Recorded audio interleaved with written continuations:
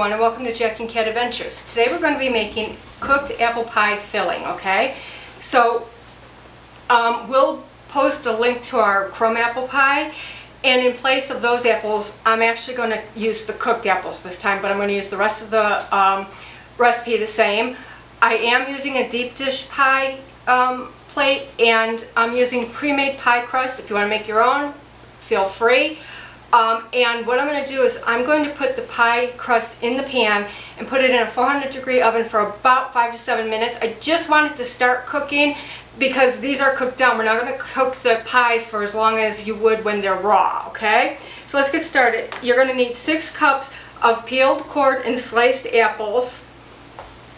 I did mine with the food processor. It's just much easier. You're going to need a 1/4 cup of apple juice or water. I'm using water because I don't have apple juice. And we're going to turn this on and we're going to cook it for about 6 minutes, stirring occasionally. Alright, once your apples have cooked for about 6 minutes, you don't want to overcook them. You don't want them real soft because they will continue to cook in the oven, okay? So now I'm going to add a 1/4 cup of butter, and I'm just going to kind of just do it in chunks so it melts quicker.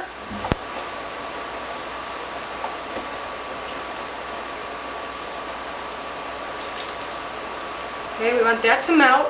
In the meantime, we're going to mix together 1 cup of packed brown sugar, a tablespoon of cinnamon. I might add a little bit more because we like our stuff pretty cinnamony. Cinnamon. Holy mackerel, it's pouring out. Okay, and then we're going to add 3 tablespoons of cornstarch. This is what's going to have all this thicken up so it's not runny. I hate runny apple pies.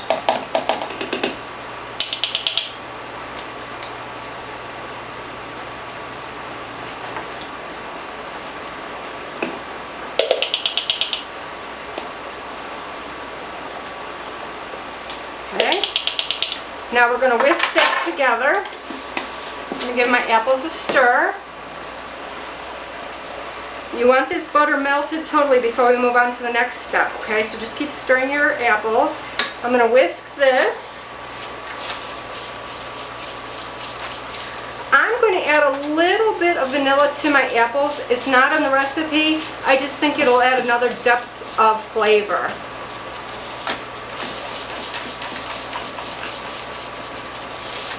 So make sure you whisk this together pretty good. And I'm using Honeycrisp apples because they're a little bit sour. You can use those or Granny Smith.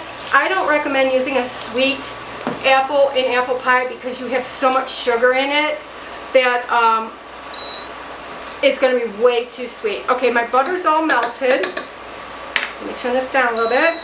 And now I'm going to add my vanilla. Just going to eyeball it. And my dry ingredients. Now we're going to stir this until it thickens and continuously stir it. Alright, now it's nice and thick, as you can see. And it smells absolutely amazing. I do recommend adding a little bit more cinnamon. So now what you're going to do is you're going to let this set for 5 minutes. After 5 minutes you can put it in your slightly cooled pie shell that I have in the oven right now.